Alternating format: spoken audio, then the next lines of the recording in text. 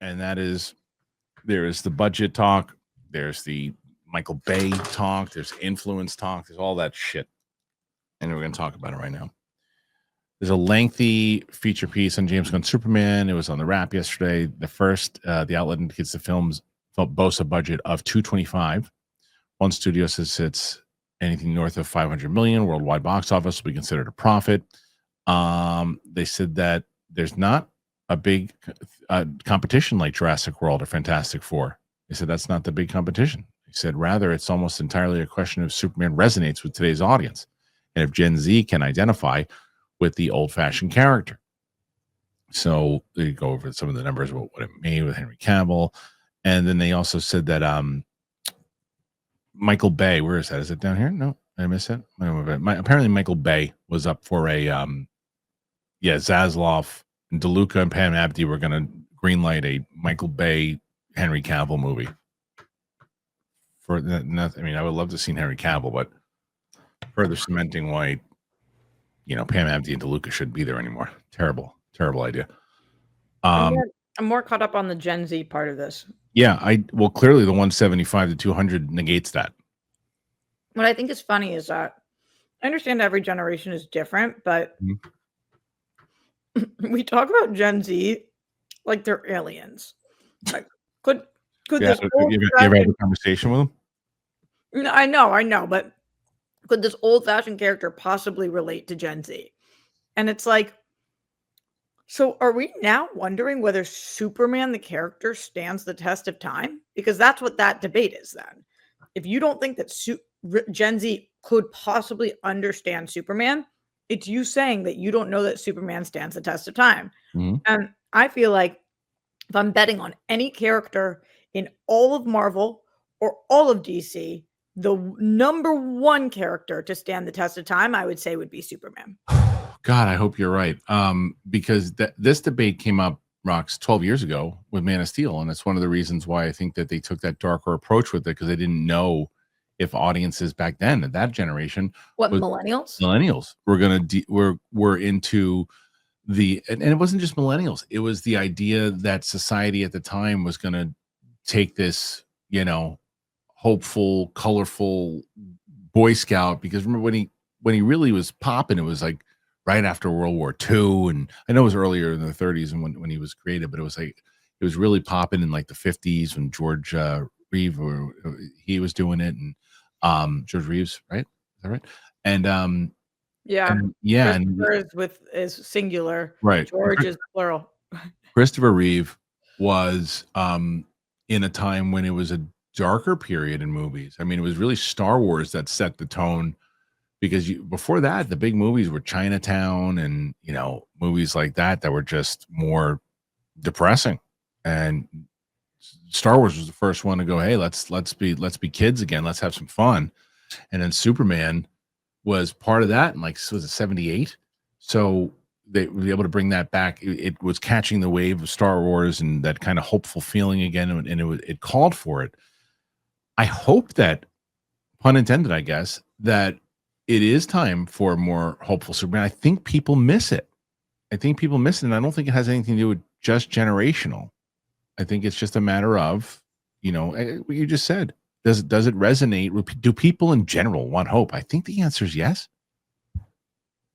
I can't imagine a world in which we decide the answer. Okay, it is great to have Turtle Beach back. And I've been talking about Turtle Beach. You guys have been raving about Turtle Beach, and why wouldn't you?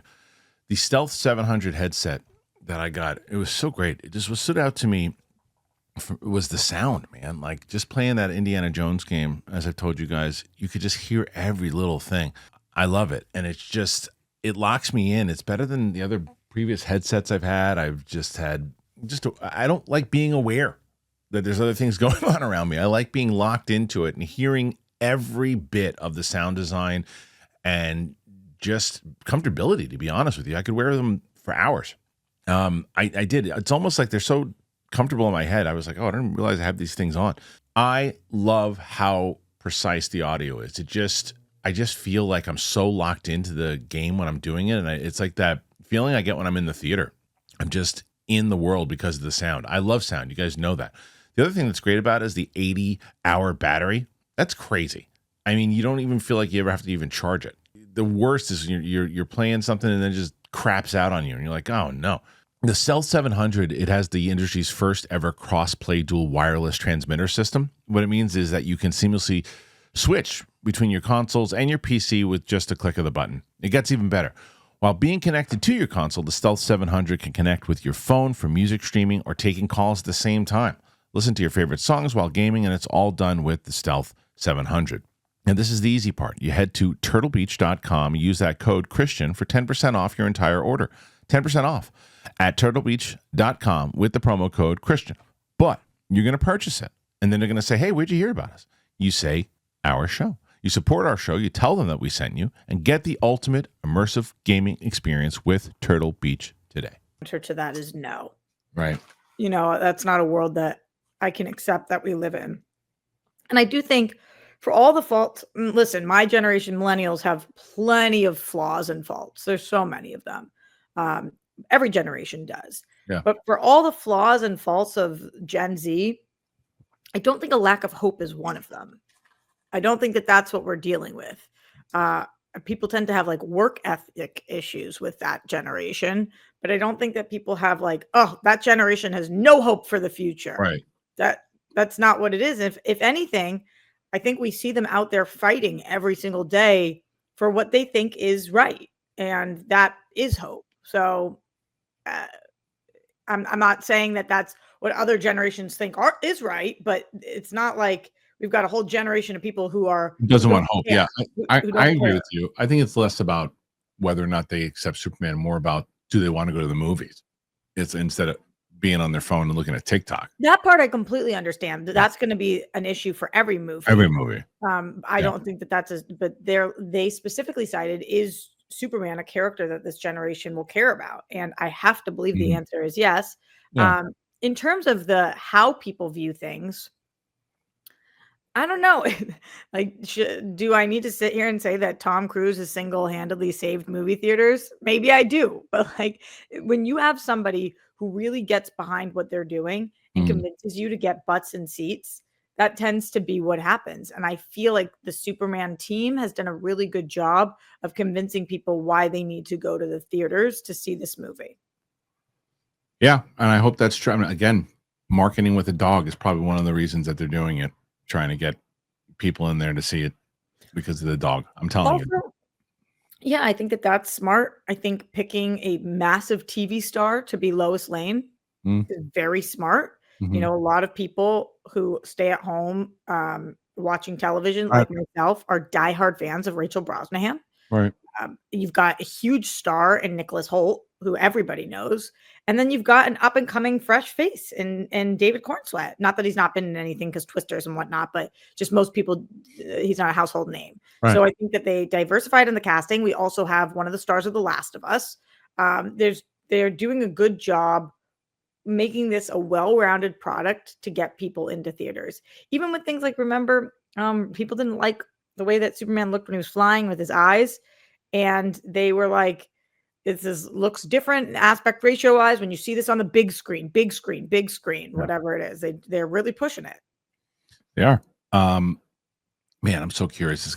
This is clearly not the last conversation we're going to be having about all this. And the other thing is the budget, right? And that's the main thing with this particular story. Let's say it's $250. This is the conversation Roka and I had yesterday.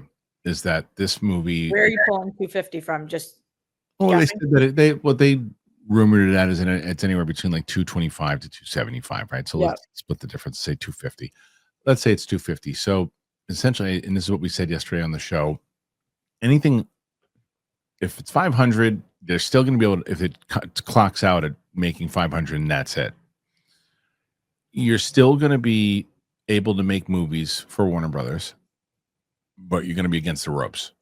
And every movie now coming up, it's like you're going to have things cut. There's going to be other things that you're not going to be able to get greenlit. You're going to be in trouble, and you're going to have to prove yourself on the next one if you're doing 500. You do 600, then you get more comfortable. Anything over 700, you're popping champagne bottles and you're moving on to the next one. You hit $1 billion, it's carte blanche time. Because and if you hit a $200 million opening, you're obviously gonna break even. No matter what, you're gonna break even. But what do you think about if it's 250? If it's 300, I still think with a $200 million opening weekend, you're still gonna break even. Yeah, of course. What do you think about the numbers? And I don't think it's more than that. Yeah. Yeah, I think exactly what you just said. That's kind of how math works. Oh, so you feel the same thing? Like it's like anything those numbers. If they hit those numbers, You and I talked about this a few weeks ago, and I said anything over 700, they're stoked. Yeah, agreed. Okay, well, the budget, big deal, no deal.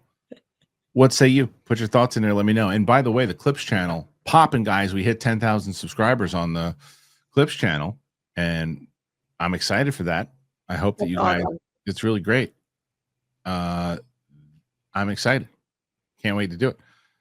What is that? What? Stop crying, Kristian. Stop crying. What a weirdo. Wipe your tears, Kristian. Zack Snyder film? I don't think you're commenting on the right channel. Go to the meetings. Am I a Zack Snyder hater or am I a Zack Snyder fan? This is my favorite comment we've ever gotten in the chat. Did you not see me chuckling for the last minute? That has to be something. You commented on the wrong channel or you're goofing. There's no way. That's the first time anyone's ever said that. You know what's weird though is that I hate this now. Come on, that's a moron. Put it up. Put it up. Read the comment. Wait, read the comment. No, I just did. I'm not putting it up. That's not real. I've never heard that before. No one has ever called. Stop crying, Kristian. Admit that this movie looks better than your beloved Zack Snyder. The movie looks good. That's not real. That's not a real person. That is someone goofing around. If that's a real person, you need to smash your head into a wall and go to sleep for about an hour. Stop crying, Kristian. No, that's not real. That's not real. That's hilarious. Why are you still crying? It's so funny. It's been so many years, Kristian. Yeah. Gosh, admit it. Yeah, it's true. It's like you got to go to the meetings. I'm telling you, when I liked the I really liked the last trailer, and people were like, "Oh, of course, this guy is DC shill, DCU shill," and then when I didn't like the scene, you get idiots like that guy who are going, "Oh, admit it, they're going to be better than a Snyder movie." I'm like, what are you talking about? Go Stop crying. Go have a catch with somebody, please. How many of them are bots? This is what I started to wonder too. Like in my DMs, I get some of the craziest things, and like 9 out of 10 times you click on their profile and they follow 0 people or 0 followers, and it's a fake image. And I'm like, it's just weirdo stuff. It's all it is. It's weirdo stuff. It's like when you get that locked into like something like that, it's not even like, it's not passion. There's passion. Stop crying. That's weirdo stuff. Anyway, what do you guys think about this in general? Do you think that this budget is going to be a big deal? Not a big deal? Let me know. Okay.